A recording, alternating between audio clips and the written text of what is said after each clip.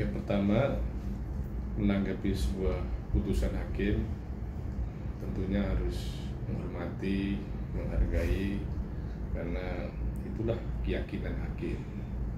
Hakim dalam memutuskan tidak boleh ragu-ragu.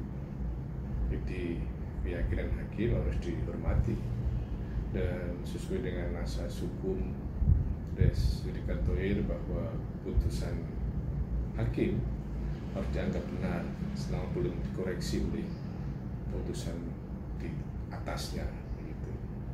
Dan kalau mempertimbangkan dakwaan dan pembuktian serta tuntutan semula 369, 27B ayat 2 Undang-Undang ITE dan Undang-Undang TPPU khususnya pasal 3, maka dengan vonis 4 tahun yang berarti yang terbukti adalah pasal pengancaman dengan mencemarkan nama baik dan membuka rahasia yang tujuannya adalah untuk mendapatkan keuntungan, atau pemerasan dengan pengancaman berupa pencemaran nama baik atau membuka rahasia yang ancaman hukumannya maksimal 6 tahun dan sekarang divonis 4 tahun. Maka ya, karena hakim memiliki keyakinan itu terpenuhi dan ada alasan yang meringankan, dia sebagai ibu rumah tangga yang berjuang sendiri membesarkan 3 anaknya, maka saya kira hakim telah mengambil sebuah putusan yang adil dalam konteks pandangan hakim. Tetapi dalam pandangan terdakwa tentunya dianggap tidak adil, karena pasti dia ingin bebas karena merasa tidak bersalah, karena apa yang dilakukan bukan sebuah pemerasan.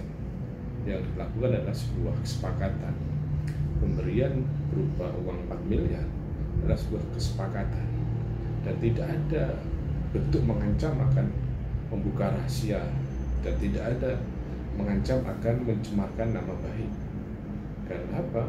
Yang dilakukan adalah sebuah kesepakatan atas satu sisi berkepentingan untuk mendapatkan review yang baik, pada sisi yang lain berkepentingan sebagai sebuah artis mereview adalah ada nilainya. Dalam bahasanya persidangan itu kan untuk apa silaturahim kalau tidak ada apa-apanya kan itu. Jadi bagi Nikita Mirzani mungkin dianggap tidak adil, sebaliknya juga bagi jaksa dianggap juga tidak adil karena tuntutannya 11 tahun tapi vonisnya adalah 4 tahun. Maka tentunya kembali kepada keyakinan hakim, dan itulah yang kemudian dihormati.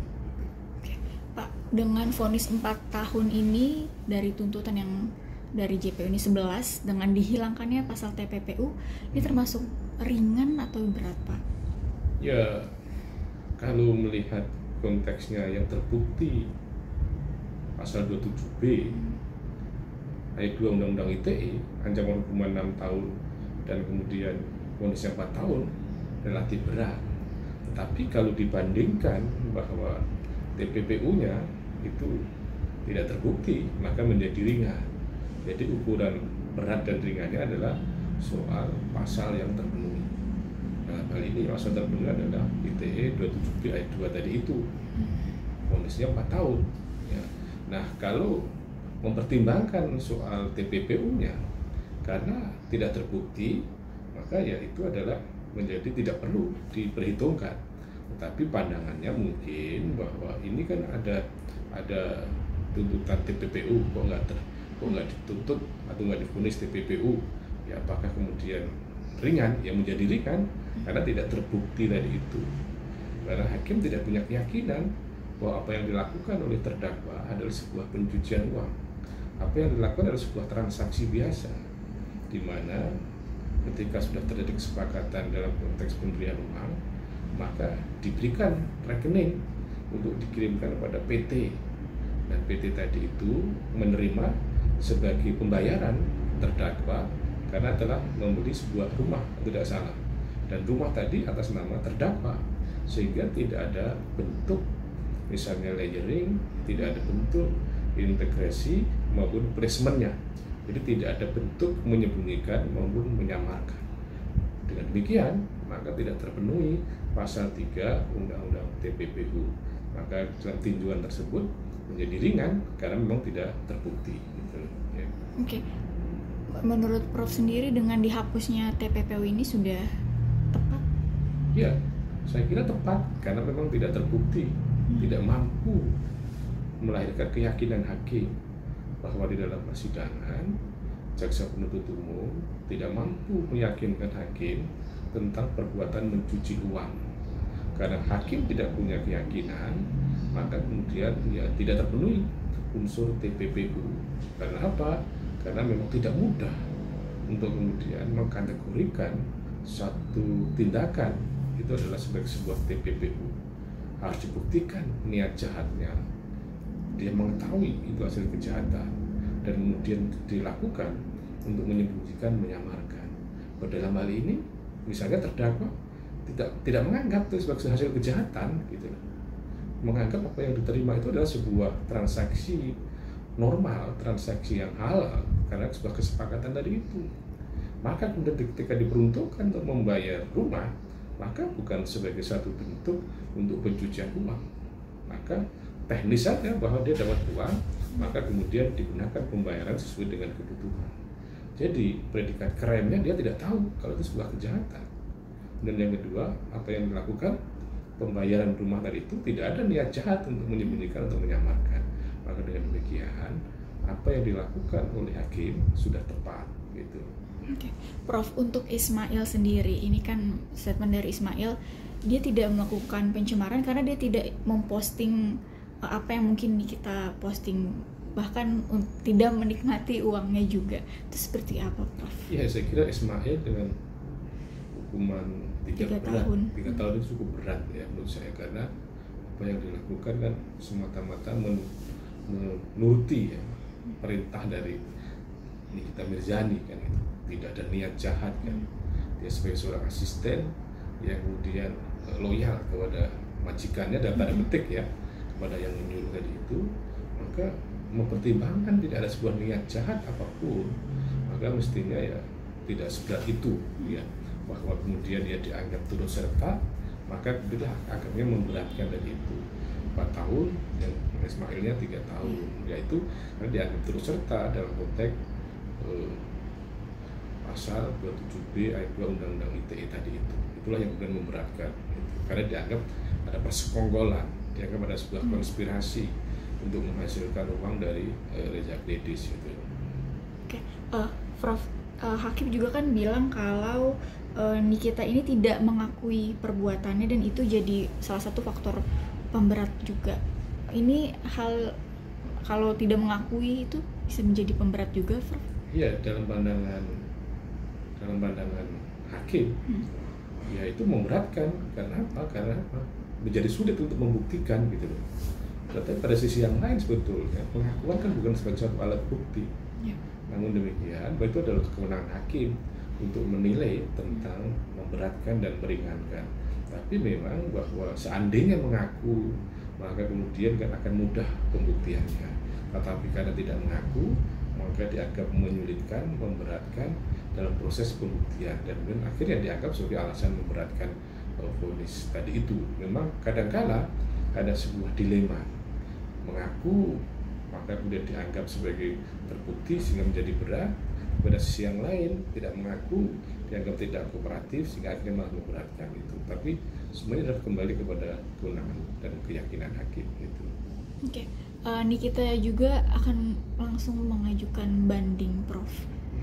Tanggapan Prof ya, sendiri? Itu saya kira wajar karena memang hak ya, baik terdakwa maupun penuntut umum untuk mengajukan banding karena merasa bahwa putusan yang ada itu belum adil, maka perlu perbandingan, semacam second opinion lah.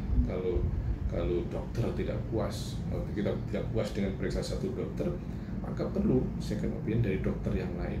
Maka demikian pula dalam konteks ini, bahwa karena tidak puas dengan putusan di pengadilan negeri, maka mencoba membandingkan dengan putusan di pengadilan tinggi.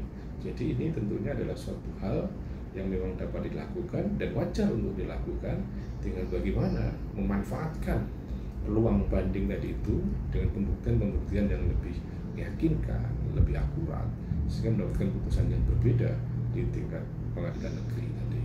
Ya, tapi untuk peluang hukumnya sendiri seperti apa ketika sudah di tahap banding? Apakah mungkin akan jauh lebih ringan atau? Ya, ada beberapa kemungkinan banding itu bisa stabil ya, status quo tetap ya, akhirnya menguatkan putusan pengadilan negeri, atau kemudian bisa mengoreksi putusan pengadilan negeri. Mengoreksi itu bisa berupa meringankan atau bisa kemudian memberatkan ya. Karena apa? Karena tergantung dari bagaimana hakim pengadilan tinggi menilai. Catatan hukum dari Prof. Suparji terkait kasus Nikita Mirzani seperti apa? Pertama, bahwa kepada semuanya ya, supaya kasus ini tidak terjadi, itu memproduksi sesuatu, termasuk skincare itu harus hati-hati lah ya, harus sah BPOM ya, terus kemudian tidak overclaim, tidak membahayakan, kemudian tidak merepotkan ketika ada orang review. Nah, kalau seandainya bahwa ada keyakinan produknya itu adalah baik dan benar, maka di review apapun tidak akan ketakutan. Nah, yang kedua, kepada misalnya orang ya, selebritis yang kemudian memiliki kompetensi mereview suatu produk, ya lakukan dengan cara-cara yang kemudian tidak menimbulkan kegaduhan, ketersinggungan kan gitu. Dan yang ketiga, ketika memang ada sebuah persoalan gitu antara misalnya pihak yang merasa dirugikan, pihak yang kemudian melakukan perbuatan tadi itu, maka ya lakukan dengan mediasi ya, yang kemudian maksimalkan mediasi tadi itu. Kemudian yang keempat, bahwa di dalam persidangan ini kan saya kira sebuah mekanisme pencarian keadilan yang kemudian telah berjalan secara berimbang yang dipimpin oleh majelis hakim. Ini sebuah persidangan yang cukup panjang, yang kemudian kita dipertontonkan adanya misalnya bagaimana pembacaan dakwaan, eksepsi, pembuktian, tuntutan, pledoi, replik, dan duplik sampai kemudian putusan. Saya kira adalah sebuah pelajaran hukum yang baik gitu. Dan yang berikutnya saya kira bahwa secara keseluruhan bahwa catatan hukum yang menarik bahwa di dalam sebuah upaya pencarian keadilan tadi itu, perhatikan prosedur, perhatikan kemudian etika, supaya kemudian tidak menimbulkan berbagai kegaduhan di dalam persidangan, tidak menimbulkan ketersinggungan antara satu dengan yang lainnya kan gitu. Jangan kemudian konfrontatif sepenuhnya antara satu dengan yang lainnya, tetapi kemudian bagaimana berjuang secara maksimal untuk menghadirkan pembuktian yang bisa meyakinkan hakim. Bagi terdakwa kan kepentingannya bagaimana membela diri, dan hakim kemudian akhirnya membebaskan atau meringankan atau kemudian melepaskan. Tapi sebaliknya bagi penuntut umum untuk membuktikan supaya dakwanya adalah terpenuhi. Dalam konteks ini tadi harapannya bahwa supaya lebih tenang ya, lebih damai gitu ya, bahwa kemudian kembali pada prosedur yang berlaku. Dan yang lain menurut saya, siapapun yang kemudian memiliki kepedulian, memiliki komitmen ini, termasuk bagaimana menjadi bagian dari netizen yang bukan komentar, berikan pandangan dan komentar yang tidak bersifat asumtif, tidak bersifat misalnya tendensius atau imajinatif itu. Seperti saya amati misalnya di komentar-komentar di media itu, karena ada sekarang yang menganggap hakim begini, saya kira itu tidak perlu diungkapkan, karena itu bisa mengurangi ya tentang objektivitas dalam penilaian kan gitu. Bahwa hakim saya kira sudah bekerja secara proporsional, secara profesional, dan menurut saya tidak akan sampai pada titik-titik orang dicurigai tadi itu. Jadi kecurigaan yang kemudian tendensius menurut saya perlu dihilangkan ketika memiliki